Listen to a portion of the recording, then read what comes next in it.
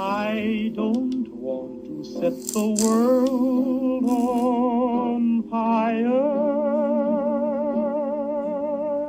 I just want to start a flame in your heart. In my heart I have but one desire, and that one is you. No other will do.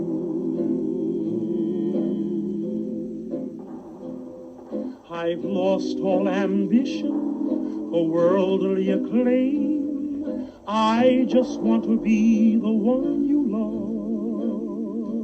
love. And with your admission that you feel the same, I'll have reached the goal I'm dreaming of. Believe.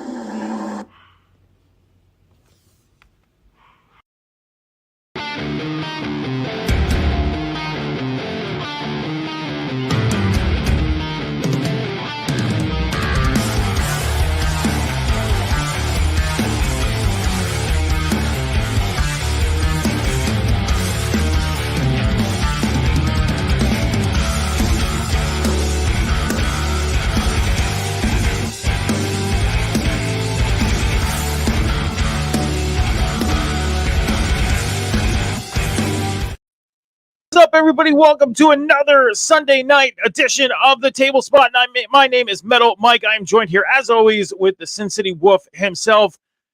And as always, we throw our ones up for Sean. And below me, we got Cam. Gentlemen, happy Sunday. How y'all doing tonight? Man, I'm fired up. Show, man. The Cowboys lost, so it's always a good day when the Cowboys lose. It's a good Sunday. Raiders.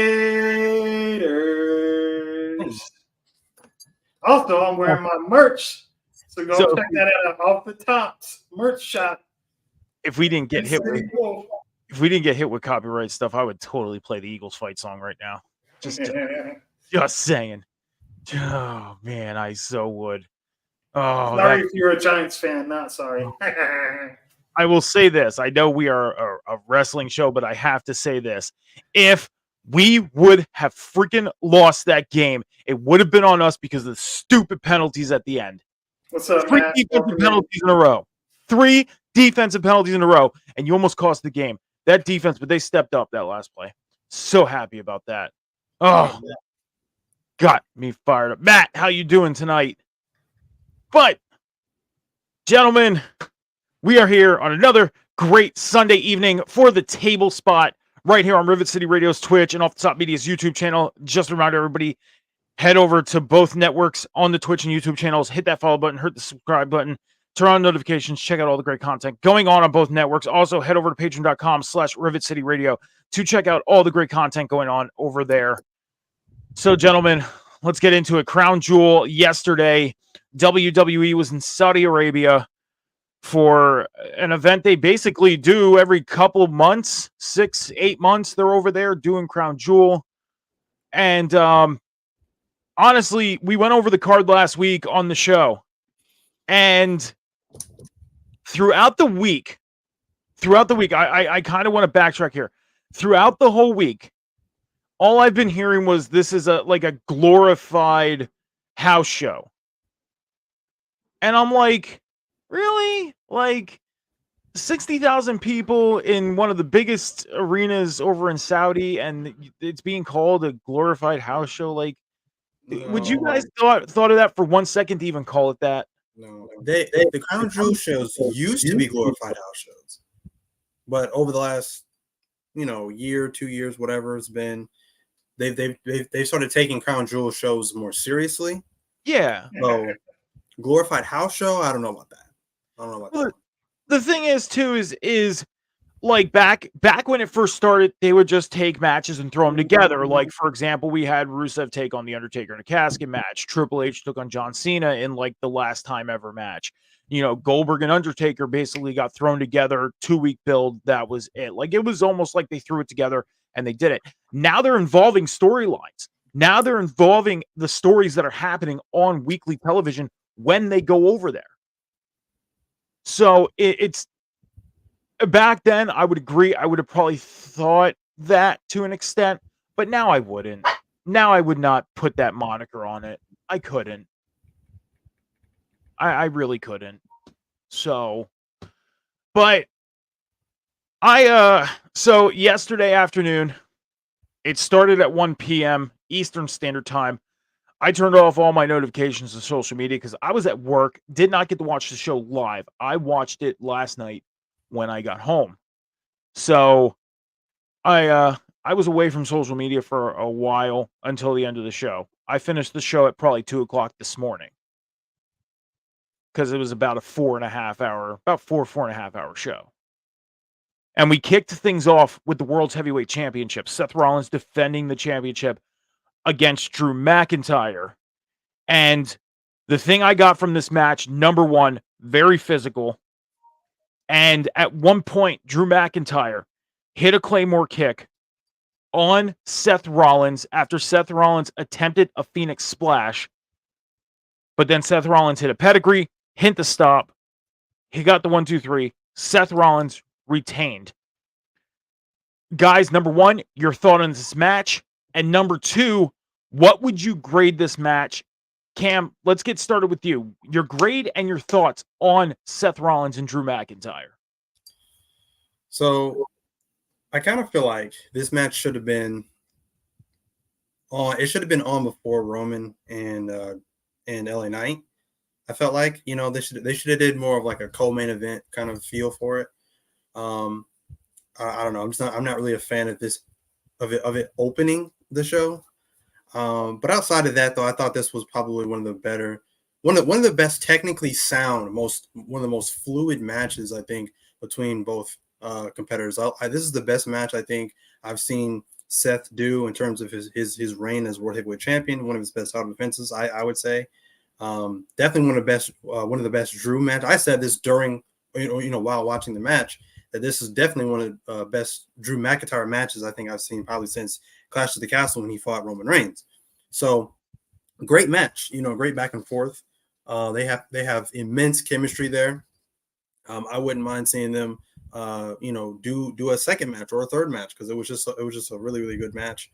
The entire, especially like the last sequence during the match before eventually Seth hit the curb stomp and retained the title. It really felt like Drew was going to win the championship. Yeah. Kind of a flat ending again. But I kind of feel like Drew should have won this match. It just felt like it. It felt right. Felt like the right timing, and it definitely felt like he started to take control of this match and the pacing of the match. And I definitely thought he was going to beat Seth and become the new champion. But yeah, other than that, this was a great match. If I had to give it a grade, I give it a solid B+. If I have to give it a rating, I'd say I give it a solid 3.75 out of 5. Right.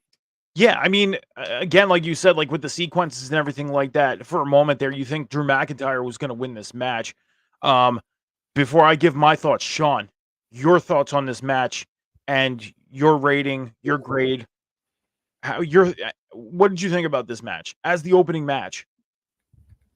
So to be fair, warning now, I'm probably going to be pretty harsh on this pay-per-view. To me, it was kind of, the whole pay-per-view was just kind of mid and predictable. So this match was, hi Sammy, this match was for me a 3-star match. I mean,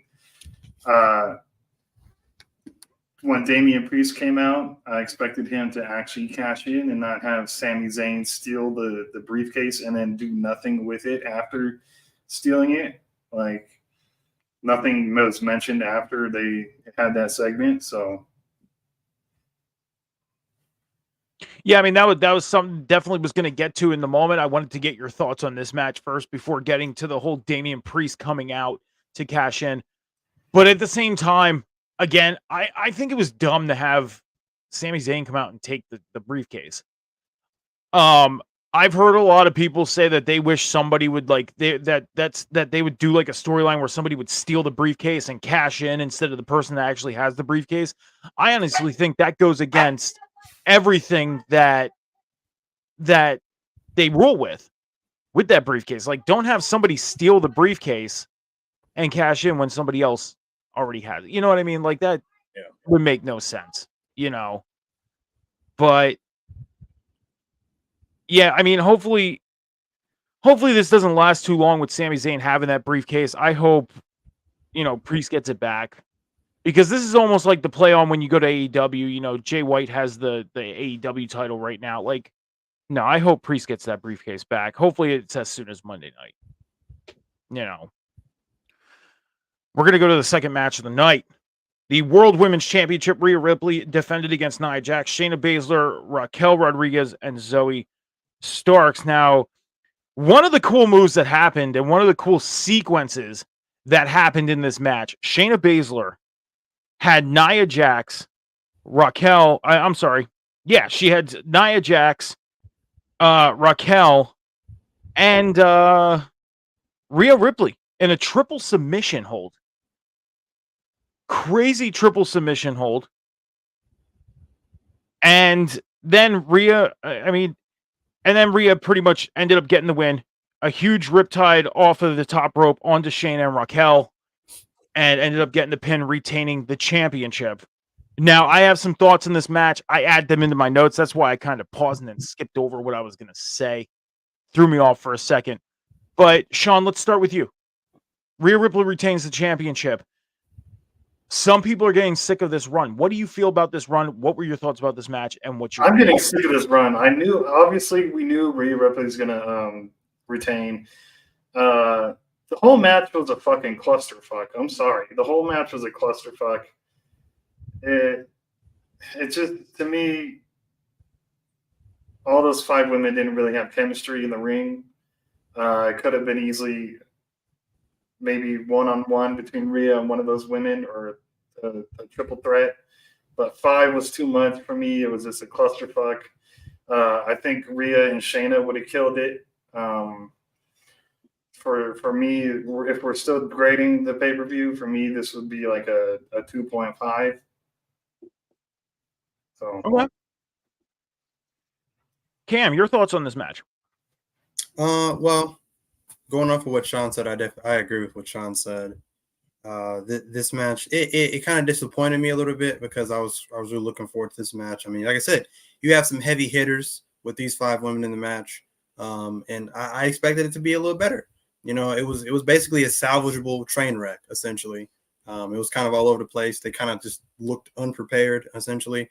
The 2 people that really saved this match, though, was easily Rhea Ripley. She was rolling, and definitely Zoe Stark. It looked like she was really out there. It was almost as if like somebody said something to her backstage, and it just like lit a fire under her ass, because she was out there and she was moving and she was doing a lot of bumping. She was all over the place, flying all over the place.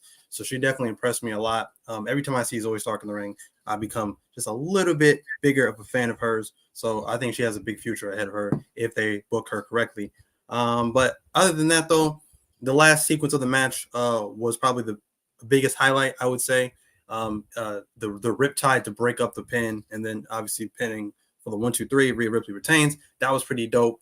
But yeah, other than that, nothing really stuck out to me like that was really, really all that interesting or whatever. So, but again, it was salvageable for what it was. So I'm gonna say that it was a 2.5. I agree with Sean's ratings. 2.5 out of 5 for this match.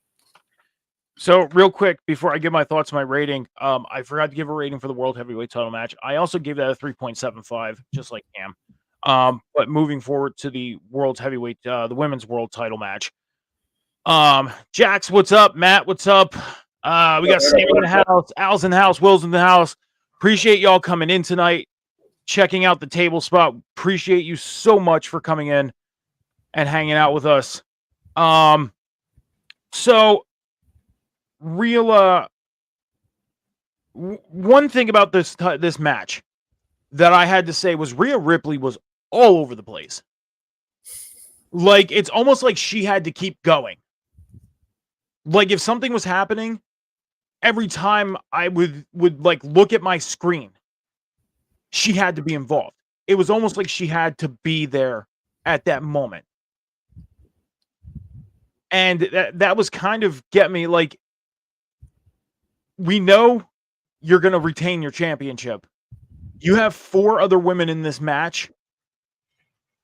Let them highlight themselves. Let them shine a little bit. Let them do some of the work. Slow yourself down. Like, she was just every second moving. I'm with you guys. I give this a 2.5. But yeah, I mean, she just was all over the place. She was. This match was all over the place, but Rhea was the one that really stood out to me. And by all means, I love Rhea Ripley. I do. So, we did have one comment that I want to go over real quick. So the person in possession of the briefcase is the one in control of the contract. Nothing like the situation in AEW. So this is what I was trying to point out. Was it's almost like what's happening in AEW. Jay White is holding the AEW world title, and MJF is the world champion. Sami Zayn took the briefcase from Damian Priest, but Damian Priest is the contract holder. So Damian that's what Priest's name is on the contract. So exactly. But a lot of people are trying to say that they wish that somebody would steal the contract and cash it in. No. Like that goes against the whole moral of the contract. That'd be the dumbest thing they've ever done with the contract. Yeah, I think so. Would it be? I'm sure there would be a way for them to do it in an interesting fashion, but we are so used to the Money in the Bank being the way it is. they did it in the 2K video game. So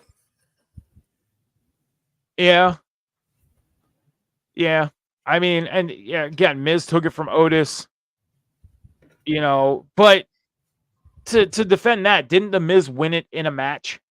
I think he did.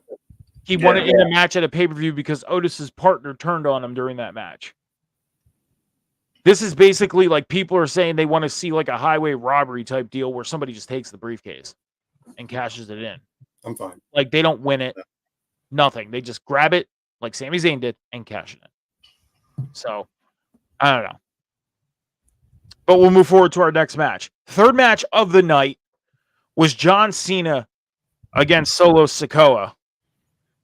2017 days since John Cena last won a singles match. It was in 2018, and it was in Saudi Arabia against Triple H.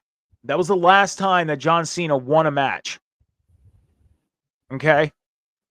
So now a lot of people were predicting John Cena was going to win this because, it's a promotional show, it's in Saudi, why not?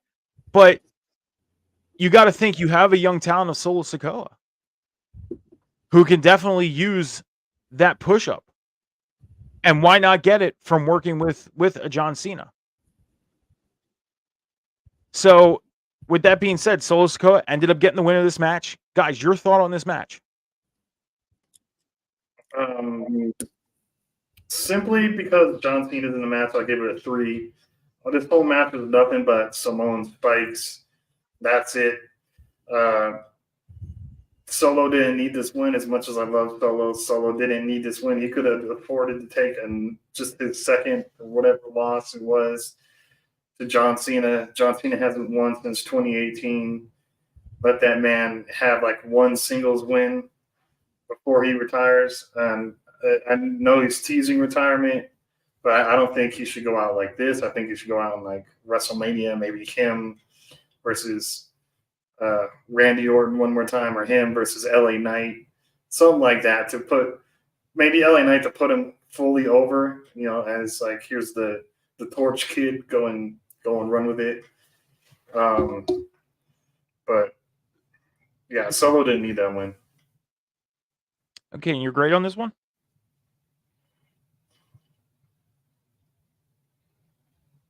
Do you have a grade on this one? Me or Sean? Sean. Do you have a grade on this one, Sean? A rating, Sean? Sean. I said 3. Oh, okay. I didn't hear you. I apologize. Cam, your thoughts? Residential hater of and president of the anti-Cena club since 2006, 2007. So I still don't really care for Cena. But I understand the importance of him in a match. Obviously, he gets the crowd involved in everything that he's doing, especially here lately, whether he's on NXT or Raw or SmackDown. So he's a big, intricate part of their big storylines right now. I'm surprised Cena didn't win this because I still believe that they're going to. I think they're going to build to Cena and Roman again. I believe, and because it's like, why else would they point out that he hasn't had a win since 2018?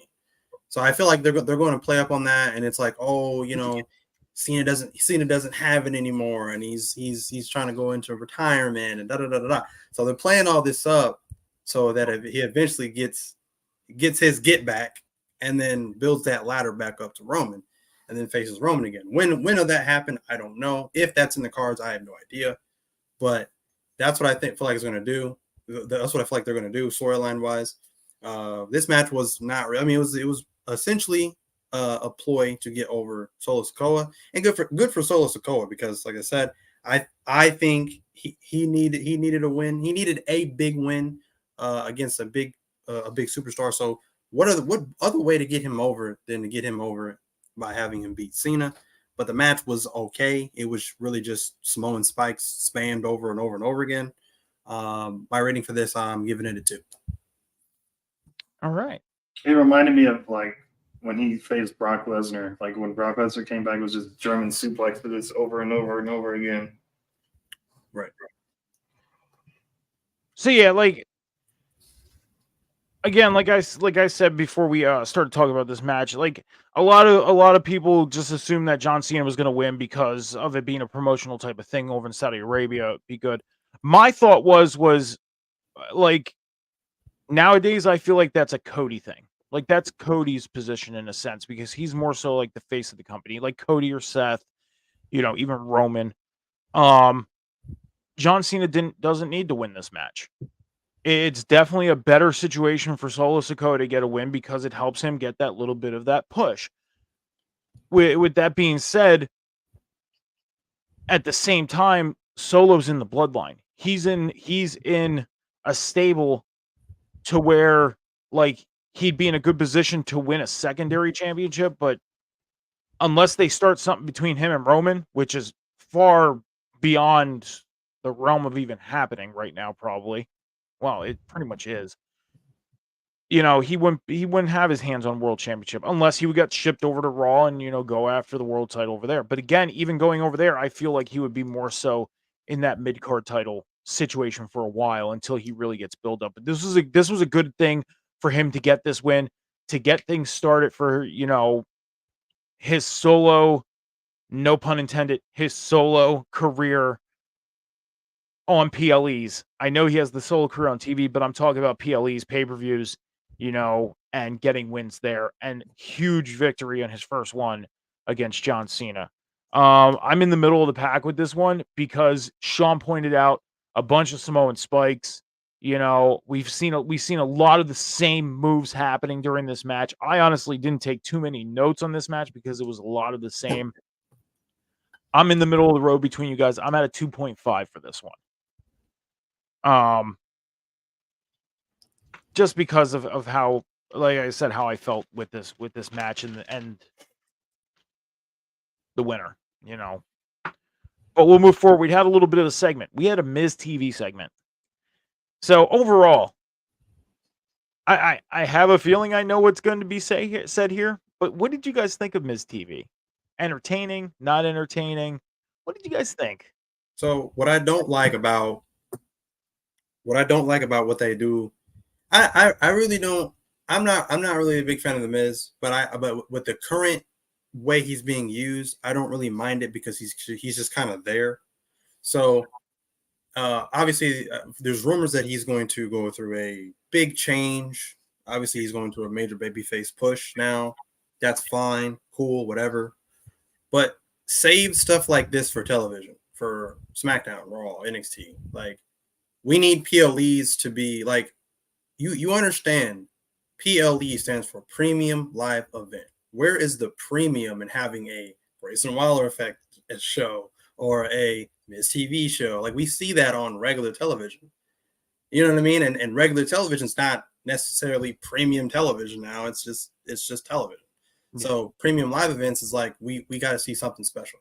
We got to see surprises. We got to see 5-star matches and things like that. So that's what you want. You want to put your best foot forward for PLEs. And I feel like they were just like, like it felt like this was like a last minute thing. So they were just backstage like, what can we do to kind of let the crowd kind of breathe after these matches and kind of just, fill up a little bit of time. Oh, we can have a Miss TV segment. And it's like that could have been saved for SmackDown, Raw. That's what that, especially for Raw, because Raw is 3 hours. So you have to fill that up with some kind of segment or whatever. It would have been perfect for Raw. So I didn't care for it just because you don't need that on a PLE. Sean, your thoughts on Miss TV? I thought it was somewhat entertaining. I was like, but through the whole thing, I was like, who is this fucking knockoff DJ Khaled? Like, boy looked like DJ Khaled to me the whole time. So apparently he's a big actor that's from Saudi Arabia. Like he's a very famous actor from Saudi. So they were pretty much highlighting. And yeah, the Americans were supposed to know that. Like they didn't. People are complaining about, AEW doesn't, tell who they are, like all the like blah blah. Whoever's just supposed to know. Google the answer, or whatever. Like no, like this has been WWE turns around and do the same thing with their guests and whatever. Like who, like to me he looks like DJ Khaled. I'm sorry, like. I mean, I did like the spot. I understand it because again, he's a very famous actor / comedian from Saudi Arabia. Being there, they kind of want to, I mean, he got a pop for me when he did all that rock bottom and shit to Grayson Waller and shit. So he got a pop for me. I'm not hating on him, but oh, dude scared the shit out of me when he did that stuff. But Scott says Miz literally said it. And was I supposed to be like half the time I wasn't really paying attention to what the Miz was saying, to be honest. Like I was paying attention here and there, but like when they were first introducing him, I was like, okay. Well, he also did do like a big stand-up comedy tour in the US as well. So I'm sure some viewers did know who he was. I'll admit I didn't know who he was, but at the same time, I am in stand-up comedy. At times, I do look for new comedians to watch. So did they get my interest to check his product out? Yeah, they got my interest to go on YouTube and check out some of his stuff to see if I would actually enjoy a full, 1 hour special, and also see what type of movies and TV shows he does to see what he's on. They caught my interest with that. And that was probably their point for one. But number two, the stuff that he was doing, like the people's elbow and the kick from the outside of the ropes, him even jumping off the second turnbuckle was scaring me. I was like, this dude is going to hurt himself. Yeah. Like when he jumped off the second rope into the ring, the video that played in my mind was, and I'm sure every one of us seen it, where the guy jumped off the second rope and his knees buckled in. Have we all seen that video? I missed this one. What happened? So there's a video out there of this backyard wrestling. I don't know if they're part of an indie promotion or if it's just a backyard wrestling thing. But this guy came out, got in the ring, stood on the second turnbuckle, did a Stone Cold pose, and then as he jumped back, his knees buckled in and pretty much folded back, and he went forward, and his feet were underneath him like this. Oh, he folded. Yeah. And that was the thing I kept seeing in my mind when this guy jumped off that second turnbuckle, the 2 times that he did it. And the one time he almost fell off. I was like, dude, just keep your feet on the ground, please. You're gonna hurt yourself. You're gonna hurt yourself. Like, seriously. Yeah, that's very reckless by WWE. Yeah. No, You know, they need to have somebody backstage. It's like, hey, don't try to be a hero. Just do your segment and stay safe. Like, we don't need you getting hurt. Dude. You know what I was saying the whole time he was beating up Grayson Waller, though? We always win, no matter what. I do like I do like seeing that the Miz is heading towards the baby face thing again, because I've been a Miz fan since day one. They're priming him for Gunther. That's why they're, Yeah. I've been a Miz fan since day one. Like, since he walked through the doors. Since his days on Tough Enough. Like, I've been a fan of the Miz. And to see where he is in his career now, if I had to choose between him being a heel and a babyface, ultimately heel. He plays a great heel, but I love when he plays as a babyface. I do. I do like his babyface side. I think the only time I was really, like, not too fond of the babyface side was his feud with Shane. That was probably the only time. Because it was so out of left field. Like, Shane turning on him was so out of left field. You didn't see it coming. It just happened because they lost the tag titles. That was it. There was no deception between those two. They were working great as a team. They lose the tag belts and Shane just clocks one. What was the point of this? I would have rather had The Miz be the heel in that situation than Shane McMahon, but obviously Shane McMahon had to be the heel because he's the one that attacked. You know.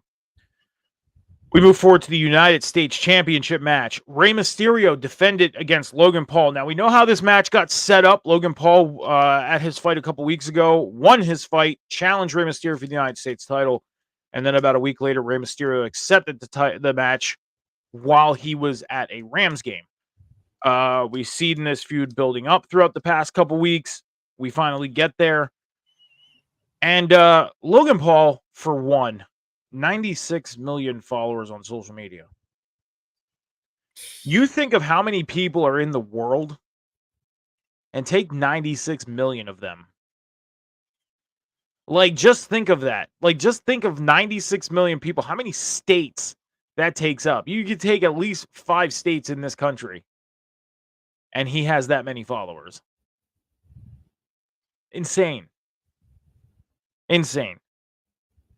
But in my notes, again, a very physical match between these two. It's almost like they didn't hold back. In my eyes, they almost look like they didn't hold back. But towards the end, we've seen Logan Paul pull out get brass knuckles given to him. But we've seen Escobar come out, take the brass knuckles, and he ran after Logan Paul's friend, but the one thing that Escobar did was set the brass knucks on the mat, only for Logan Paul to pick him up. Logan Paul took the 619, and then when Ray went to go do the splash, Logan Paul nailed him, knocked him out, got the 1-2-3, and Logan Paul is now the new WWE United States champion. So, Sean, we're going to go to you first on this one. Logan Paul. To me, if they're trying to set up Santos just right now, it's kind of stupid because Ray doesn't have the United States Championship. So why would they start now? But it's obviously, again, predictable that Logan Paul was going to win because Logan Paul would bring eyes to the product. But the match itself, I'm going to actually give this one of the highest ratings I should say the highest rating of the night with a 4-star match because I love him or hate him. You know I hate him. Logan Paul is pretty good in the ring. He even saved Ray's fucking life pretty much from injury. with the wherewithal that he had to do that. And it was the most athletic and entertaining match of the night, to be honest. So for me, that gets a 4. Cam, your thoughts?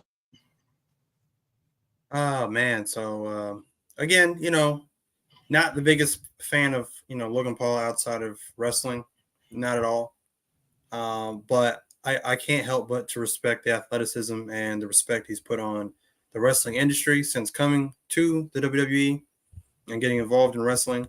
It's obvious that he pays attention to his craft. It's obvious that he pays attention to film and he watches some of the greats and he learns from that. So he really truly is a student of the game, and I can't do anything but respect that. He puts on great clinics every time he's in the ring. This match was probably one of his best, and I say that because it was a different pacing with him facing a much smaller opponent in Rey Mysterio. I think he realized he had to change up his sort of his high flying, fast paced, hard hitting matches that he normally has. With the likes of Roman Reigns and Ricochet. So he changed that up a little bit, and he worked a sort of slower pace, and that shows his in ring maturity, I believe. And I think his in-ring IQ is also growing more and more matches that he does have. So I can't do anything but respect it. Obviously, I think this is one of the better matches of the night. This is a great match. It was predictable. Obviously, everybody probably and their grandmother knew Logan Paul was walking out that United States Championship.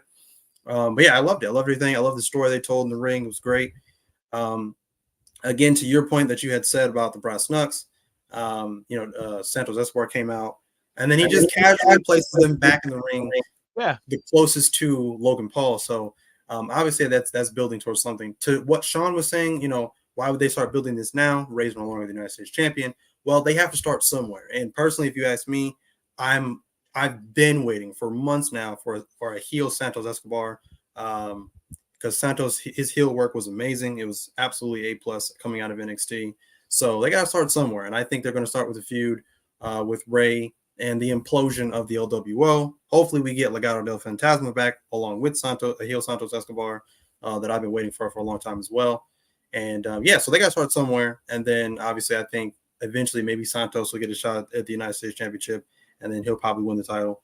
But this is a great match. I give this probably the second highest rating of the night with a 3.6 out of 5.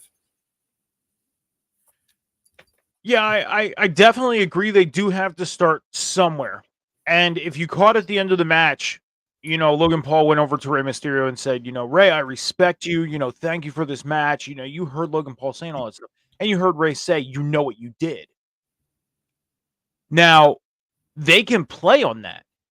And Logan can say, like, look, I just took advantage of a situation that was presented to me, and don't say you wouldn't have done the same thing. They can play on that. Pretty much the simplified, turn the tables around. If you were in this situation, you would have done it too, all that stuff. Even though Rey is pretty much one of the big baby faces, and he's been for years. Yeah. But if he was a heel, it would make the point. Right. And they can also lead this into, again, like, how would we get Santos to the point of having a United States title match? They can work this in two different ways now. Not just him and Rey. Now they can ultimately have him and Rey face each other. But we can also now get a babyface Logan Paul. And he can work alongside Rey Mysterio to take on, the LWO. Rey Mysterio goes on his own. We get Logan Paul by his side saying, look at the tape again. It was his fault. He presented the opportunity. He set them right there. I just took advantage of it. I did what anybody would have done to get their hands on a championship. At the same time, yes, this is going to bring more eyes. It's the obvious. Because now Logan Paul can take that championship and go to his next fight with that title around his waist, over his shoulder. One of his, valets or whatever holding the belt, whatever. The belt can be there. It'll be presented.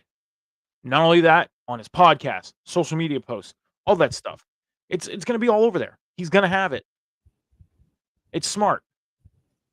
And I agree. Logan Paul, I mean, you go back to the old days where you've had people come in like a Butterbean or Lawrence Taylor or anybody special, Mike Tyson come in. I mean, Mike Tyson didn't do much when he came in. You know, the only thing he really did was knock Shawn Michaels out after WrestleMania 14. That was it. Didn't do anything between then. But like when you have celebrities come in, you look at today and the celebrities that come in, they actually want to do something. Bad Bunny, Logan Paul, the guys from Jackass, they actually want to do something.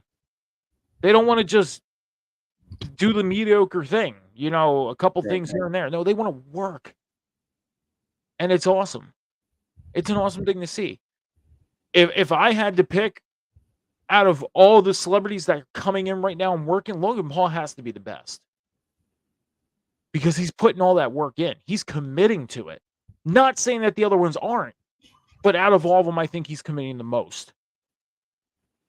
And now there's talks about him going to the performance center and training more.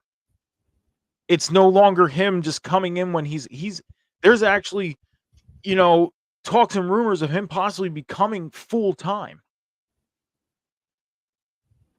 Now, again, as I always say, I don't always believe what I read from like sources all over the place. There's a couple sources that I do believe because I've been following them for years, and they've pretty much put themselves out as credibility, as credible.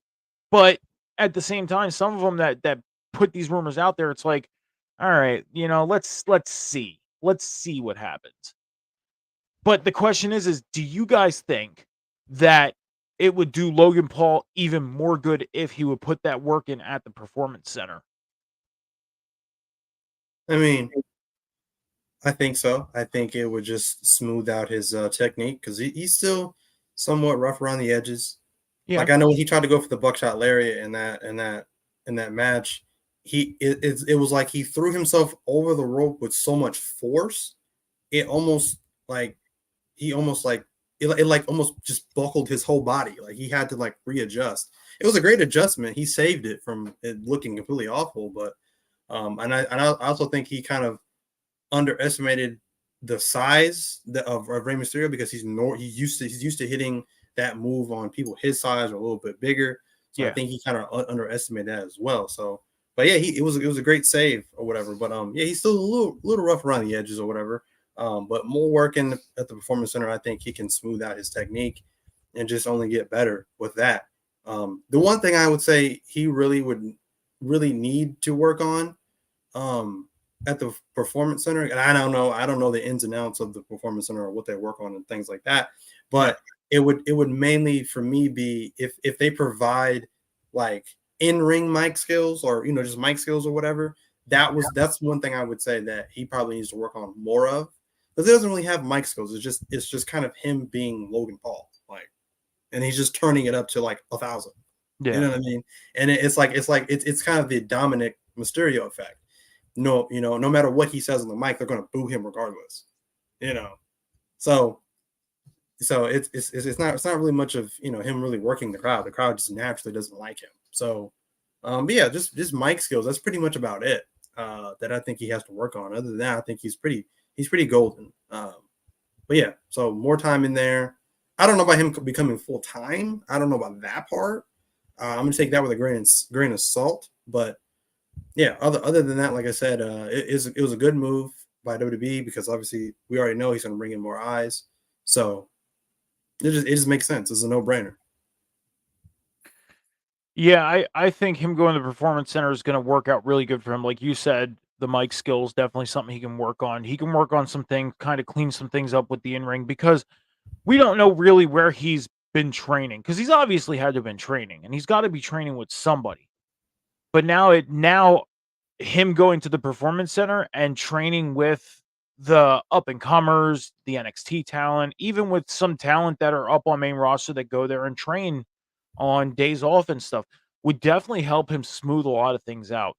And yeah, I mean, during that buckshot lariat spot, I mean, like you said, he's used to working with guys like his size, as tall as him, Dominic Mysterio, Roman Reigns, Seth Rollins, and Ray's a little shorter. He's what, 5'5", 5'6", a little shorter. And Logan's, I think, 6'2" or 6'3", somewhere around there. So, but I think him going to the Performance Center is definitely going to help him out, clean some things up, work with some people, and as far as the full-time thing, I honestly wouldn't be opposed to it. I wouldn't. I wouldn't mind seeing him get really engulfed into a storyline more than he already does. Like he gets himself involved in the storylines. He does, but they're not long-term builds. You're a month and a half here and there. I'd like to see him work on something for 4, 5, 6 months. Get really involved. And I think this spot right now, if they go the direction of, Santos turning on Ray and then feuding and the possible, like, if they would do, like I said, if they would do the whole thing of Logan working with side by side with Ray, I mean, if they would do that, this is a great opportunity to start. And especially with him holding that United States title. Sean, do you have any thoughts on Logan Paul going into the Performance Center working? No, I think it's just, if he did that, would be great, All right, so we'll move forward then. We got the WWE Women's Championship on the line. Io Sky defended against Bianca Belair. This match, I will say this, very competitive match. It was a back and forth, not a bad match at all. I do have some comments on this match. I'm going to get your guys' comments first. But as we've seen, the return of Kairi Sane to help Io Sky retain the Women's Championship. And I know you guys have probably been, this is one subject you guys have been really, really itching on talking about. So, your guys' thoughts on Io retaining, Kairi Sane returning? I'm going to disagree with you about this match, because this match literally almost put me to sleep. For me, it was a like, we're still grading, right? So it was a 2 for me, and that my biggest pop of the night was Kairi Sane returning, but at the same time, was not the place for her to return. It was not at all the right time to have her return, because she got literally no pop at all from the Saudi Arabian crowd. Not once. It was dead silent. It killed her return. I'm happy she's back. She looked good as fuck. She looked good. But, yeah. The whole Saudi Arabian crowd just killed the pop for me. Just with no reaction, nothing. Should have a return at a Raw or even Survivor Series. It was the wrong time to have her come back. That crowd was somewhat like that for the Fatal 5-Way match. It seemed like for the women's matches yesterday, that crowd was on their hands. Like, of course, it's Saudi Arabia. And I think that I think that's what took away from some of it, because there were parts of this match where I would rewind it and watch what happened again. And there were some spots in that match I was like, is this crowd kidding me? Like, this is a spot where, other crowds would have at least been on their feet. We would have heard some type of reaction. And that's the thing, as a crowd, I think the crowd, us as fans, being in a crowd, we're part of the show without being part of the show. If that makes sense. Like, if you go back to the pandemic days, things were hard to watch at times, right? Like, there were some things that you were able to catch your eye on, but some things were hard to watch. And, for example, the tag team title match at Mania 36. It wasn't a tag match. It was one guy from each team representing their team in a ladder match for the tag belts. Now, Oh, even with a triple threat ladder match, what's that? I forgot about that completely. But that's what I mean. It was a triple threat ladder match for the tag team titles, and there were so many spots in that match that even though they were exciting, they seemed dead because you didn't get that crowd response because it wasn't there. Now, again, Sean, I totally respect your feelings on this match. I do. You're a fan. It's your eyes. If that's how you felt about the match, by all means, I respect your point of view. I do. I'm not trying to take that away from you at all. I just think some of it was the fact that the crowd really was not into the women's matches. And I get it. You made the point, like, because they were in Saudi. And I think they're still trying to warm up to it a little bit. And it's probably going to take time. But I mean, at least they were into like the entrances, you know. Yeah. And I'm not saying that as a joke. I'm not saying that as a joke because I would probably say that if it was here at an arena here, because if that's the only thing the crowd got into, then that's kind of like what the hell. But there, hey, at least they got something. At least with the entrances, they got something out of it. You know what I mean?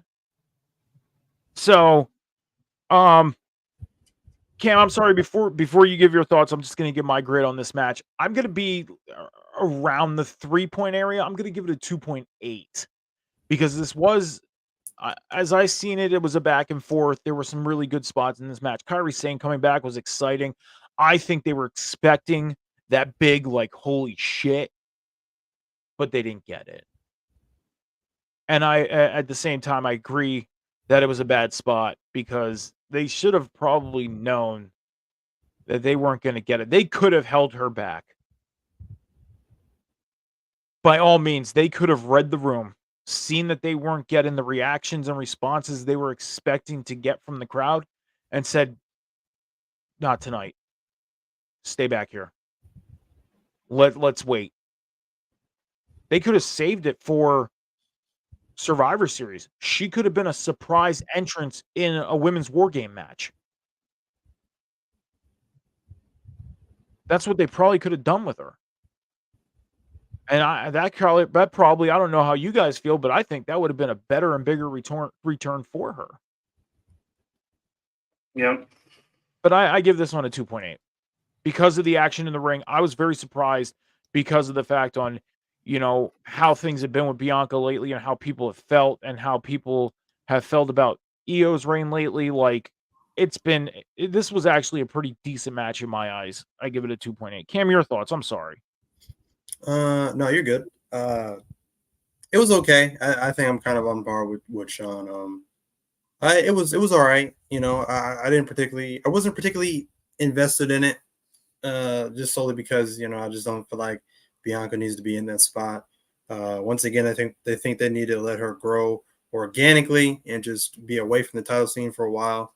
Because right now it's like they're using the title picture for her as like a crutch, and it's just like they want her to feel important.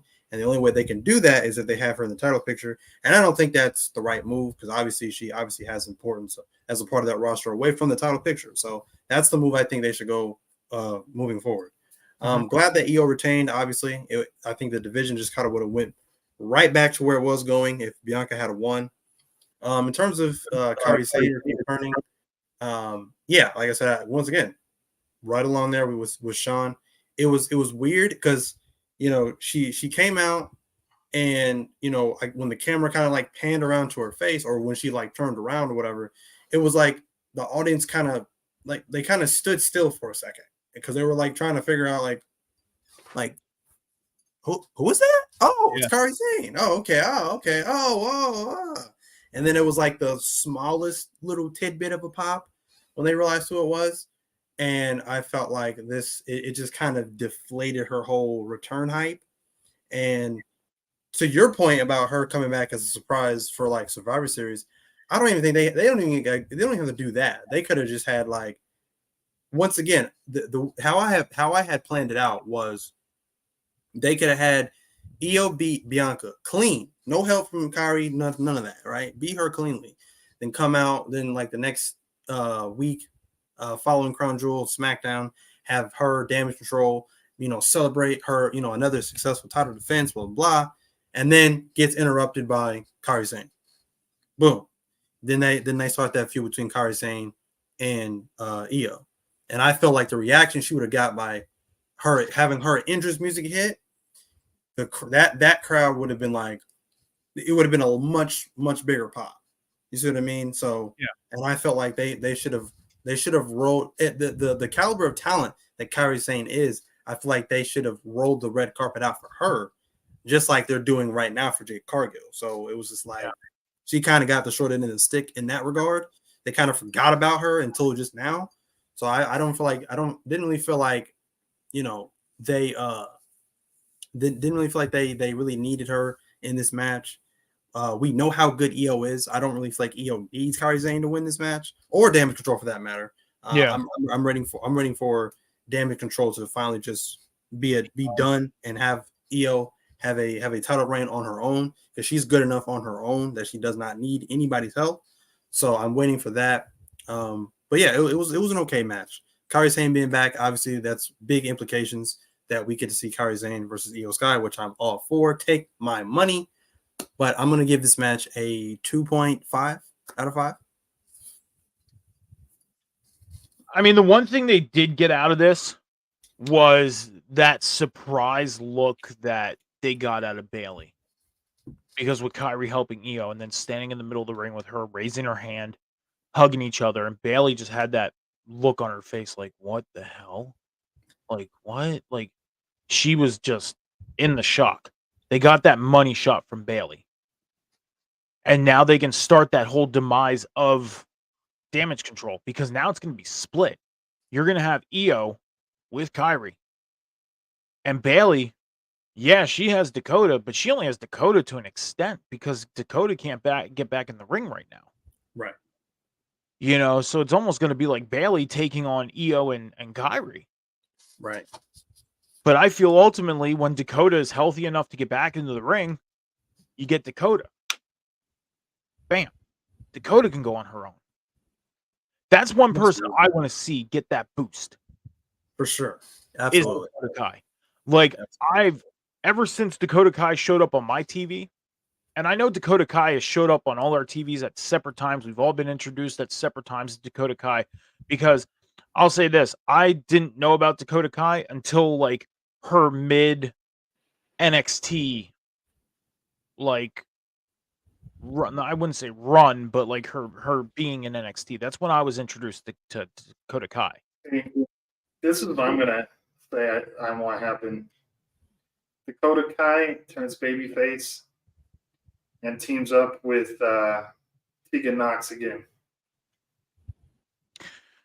Bring them back. Would you have them as a baby team or a heel team? A babyface team. Tegan Nox is a better babyface than she is a heel, to be honest.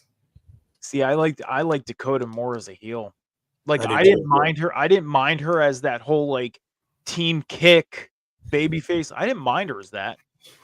But I honestly like the edge that she shows as a heel. Absolutely. I honestly wouldn't mind seeing Tegan Nox become a heel. Well, she is a heel right now, but she's just not a good heel. I mean, like a full on believable heel. So, she's a better babyface to me. I like the angle that you're going with, Mike, because like I said, they're gonna go in the direction of like, Kairi Sane is basically going to have that relationship with Io, and then being friends. So now that's going to drive a wedge between the rest of Damage Control. So I definitely like that element. I didn't even think about that, but that's a very interesting element. To what Sean had said, like I said, well, kind of to what you had said, kind of playing off both of what you guys had said. I'm a big fan of Dakota Kai. She I don't really care for her main roster run thus far. Her heel work right now has kind of been on the backs of Bayley and Io. Really, she's just kind of been in the background. But if they make her a single star and she gets that singles heel push, oh yeah, you're gonna see a much more vicious side, much more nasty side from Dakota Kai. I hope so, and you're gonna see her shine. That's the same thing I was kind of saying to Candice LeRae. I missed the Poison Pixie. I thought that was awesome for her to turn heel when she was in NXT. So I would like to see more of that as well. But yeah. So yeah, Dakota Kai getting a singles run, I'm all for. Them driving a wedge between them and the rest of Damage Control, and then eventually getting the teardown between Io. I keep wanting to say Asuka for some reason. Io and Kairi Sane. I think that'll be a great feud. It's going to be an awesome match, obviously, because Io is a great talent and Kairi Sane is a great talent as well. The only way I would see them doing a Tegan Nox Dakota Kai babyface team is if they play off what happened at NXT when they did the women's war game match. We've seen Dakota Kai turn on Tegan Nox as Dakota Kai was getting ready to head to the ring in the mini cage. We've seen that happen, destroyed her knee and everything like that. I think if they were going to do a babyface tag team, they would have to play off of that and pretty much have, Dakota do the whole like earn Tegan's trust and all that stuff. The simple little storyline of like, oh, this is what you did last time we teamed up. You got to earn my trust and all this stuff so we can work together and yada yada yada. That's what I feel like they would need to do. I feel like it would be a much easier and more interesting thing if they did the heel thing, because Dakota can play off of this is why I did this, and I'm going to show you why, and then show her the way of, because of being a heel is much better, and this is why. You know what I mean? And play off for it more than just that mushy, lovey storyline of like, earn my respect so we can team up, and then you got attacked and I come help you type deal. Like, no. Build a heel. Don't build the babyface way. Do the heel way. And have Dakota show her the way of the heel. Something we don't get to really see too much. But we'll see. We'll see what happens. But as far as the Dakota Kai push as a singles, would love to see it. I think it's time. And when she's healthy, first thing I want to see her do, right on Bayley. That's it. Exactly, Scouts. I say that too. We have 0 babyface women's tag teams. That's why we need a babyface women's tag team. Because we have one. Liv and Raquel, when Liv's there. No. Katana Chance and what's her face? Oh yeah. Yeah, see, they're not even on TV, so you don't even know who they are. Yeah. Who are they? Lacey Lane is what I remember as, back before NXT. So,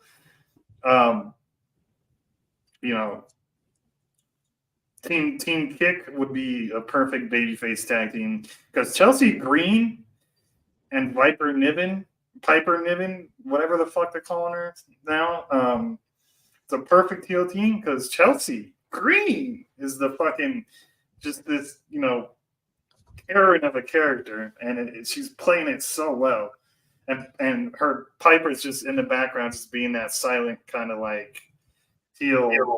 I'm gonna let Chelsea Green be the bitch, and I'm gonna do all the work, So, I love how you mentioned them because I feel like they could be either like the tweeners of the division, or they could easily be baby faces.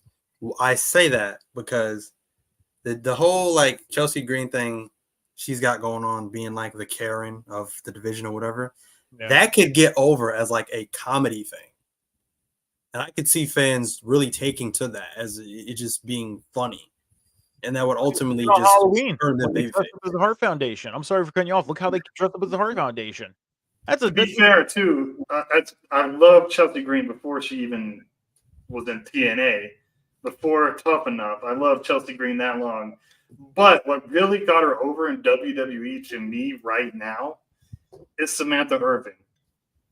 The way she announces her as Chelsea Green. Like, to me, Samantha Irvin deserves a lot of flowers for how much she gets wrestlers over just by their entrance name calling. Like, I'll give you this. I didn't become a fan of Gunther until he started his Intercontinental run on the main roster because of Samantha Irvin. Because she goes, da-ding, Jenna. Oh, Ludwig Kaiser goes, da-ding, Jenna. And she goes, Gunther. You know what I mean? That kind of mix between Ludwig and Samantha Irvin, and it just brings the energy. So I was like, you know what? I fucking love saying Gunther's name, and he's like killing it as Intercontinental Champion. You know what? I respect this man. In NXT, I could have gave two fucks about Walter or Gunther. You know what I mean? But So I get this comment. It was absolutely a heel move to do facing Natty. I get the whole dressing up as the Hart Foundation was to do that, but they got love for it. Like they got nothing but love for doing that. yeah, So what they aimed for was a complete miss, but at the same time, what they weren't aiming to do was what they hit on. And it was a complete success to do because they're getting nothing but love for dressing up as the Hart Foundation. I think to be fair, it was the Hart Foundation, and then the fact that Natalia is so unlikable. Like I just want every time she's on my screen, I'm like, why? Just go the fuck away. Like I get Natalia is gave a lot to this business, but in 2023, she doesn't need to be on my screen. I'm sorry. to go back to what you said about Samantha though with her announcing, I highly agree with that. She has gotten a lot of people over and up there with the announcing alone. There's just some things that she some of the announcing that she does for some people, I'm like, Yeah. For me, the top three announcers, I'm gonna say it. I don't give a fuck. Lane Garcia, Tony Chimmel, Samantha Irvin, and then, of course, well, actually, my number one will be Howard Finkel. Okay, but if I'm doing the top three most recent, it would be Lillian Garcia, Tony Chimmel, Samantha Irvin. See, now I've always been, if I had to put a number one on my list, it would definitely have to be Justin Roberts. I love how Justin Roberts announces. Yes, Ever since his day one that he stepped into WWE, just the way he announces. And if you've listened to any interviews that he's done in the past, he's gone against some of the things that he wasn't supposed to do just to get the announcement done. And he took the heat for it later. He's my number one. My number two is the Think. You know what AEW to do just one time is bring in Tony Chimmel, maybe at Full Gear, and just go, the rated R superstar Adam Copeland. That would be the biggest pop for an AEW pay-per-view for Adam Copeland. That would set the fucking fans on fire. Seeing that he's a free agent, I'm sure they'll do it. I'm sure Tony Khan will say, hey, here's money. Come in, do this. Right. And it'll probably be for his last match. When he plans on being done, they'll probably say, this is your last match. We're going to do this right. Let's bring him in. And Chimmel is my number three. Justin Roberts, The Think, Chimmel, 3. That's my 3. But as far as Samantha, I've heard an interview that she did as of recent. And before I heard this interview, the one thing that I kind of nitpick on is being a musician, and I was a back vocalist for the band I played in, you kind of learn breathing technique. And some of the stuff I was like, she's going to pass out. Breathe. And then some of the heavy breathing is the part where I think she's going to pass out. And I'm like, slow your breathing, calm down a little bit. And then she explained how she does her technique. And I was like, okay, I get it, because she is a singer. So I get it. Okay. I can see why Ricochet Bagger, dude, because he's fucking talented, bro. So, all right, gentlemen, it's always great to talk extensively about the women's division, about women's wrestling, because I feel like right now, back in 2015, 2016, 2017, it got the highlight, even up to 2019. During the pandemic, it seemed like it died off. The interest started dying off a little bit, and it kind of carried into, us opening up again. And I think we really need to get a women's revolution part 2 going and get women's wrestling up there again, because there are a lot of great women athletes out there in this sport. And it's great to talk extensively about women's wrestling, because there are a lot of great athletes. I disagree with that in the terms of, because okay, I wasn't really the biggest fan of the women's revolution, just because it really only consisted of the 4 horsewomen. They really didn't spread the love around to the rest of the roster. That's what I mean. Like, they just got to spread it around. That's what I mean as a revolution. Like, make sure it's spread around throughout the whole sport. AEW, MLW, Impact / TNA, WWE. Like, even on the independents, like, make it a revolution of a whole. Not just what WWE did on part 1 of the revolution. Make a part 2, but make it big. Highlight the women so they can show what they can do, because they can fucking do it. You know what I mean? Like, that's what I meant. Like, I didn't mean do another women's revolution, what we got from 2016, 2015. You know what I mean? I mean, like, the companies need to start highlighting women and giving them the 20-minute matches again, because their time in the ring alone has really died down, and it sucks, because they are great athletes. And there's women matches that I wish would last longer than they do. So I didn't mean that, and I'm sorry for cutting you off. I didn't mean that as like the first women's revolution on who they highlighted. Just get all the women out there and make it one big thing, and give women's wrestling the boost that it deserves. More in-ring time, more mic time. Like, give it that boost, because they definitely deserve it. Definitely deserve it. They don't need to necessarily put a title on it. Just do it. Yeah. CM Punk had made that point a long time ago. He said, you don't need to call it a women's revolution. Just do it. Just showcase what they can do.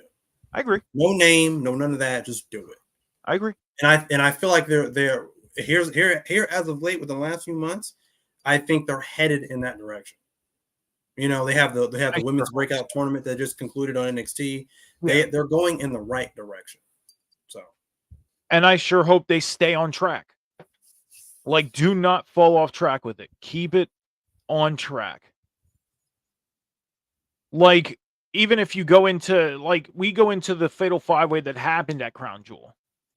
Like, when we look at it as a whole, yes, that was maybe half of Rhea's competition. But at the same time, she can face them all one-on-one in triple threat matches, like different match types. That whole Fatal 5-Way, I think, was just the point to get more women on the show. And that was the easiest way to do it. Because if you look back at past Saudi shows, you got 1 or 2 women's matches, but they were singles matches. You had 4 women on the show, and then if there was a valet or somebody by their side, you got 5, maybe 6. We got 7 women yesterday on the show. In ring. That's not including Bayley and Kyrie, which made it 9. 9 women on our TV. On a Saudi show. Which was fucking awesome. But I agree with you. Don't need to put a title on it. Do not put a title on it. Guys, we're going to move forward. Cody Rhodes took on Damian Priest in a singles match. Earlier in the night, we seen Damian Priest come out, wanted to cash in Money in the Bank. Money in the Bank briefcase got taken by Sami Zayn. Priest was not too happy about that. Now he comes out, had both his tag titles with him. At first, when he made his entrance, when he was raising the one title, I thought he was raising the briefcase for a second. Because with all the lighting that was happening, I don't know if this happened for you guys, but my screen kind of went blurry in a sense with all the lighting that was happening. That's what happened with my screen. I don't know if it happened for you guys or if it happened for anybody else. But for a second, I thought he had the briefcase, and I was like, how the hell did he get the briefcase back? But then I seen he had both tag titles with them. Cody Rhodes obviously got the huge reception over there with his entrance. Judgment Day, in the middle of the match, tried to help out Damian Priest, but was cut off by Jey Uso. Jey Uso took out everybody. It was literally an Uso super kick party. One after the other, dropped everybody. Cody hit a couple Cody cutters, hit the bionic elbow, got about 4 crossroads in, got the pin on Damian Priest, and defeated Damian Priest, and Cody Rhodes got the win. Guys, your thoughts on this match and your grade on this match? I'm gonna give it 3.5 because it was pretty good. It was exciting.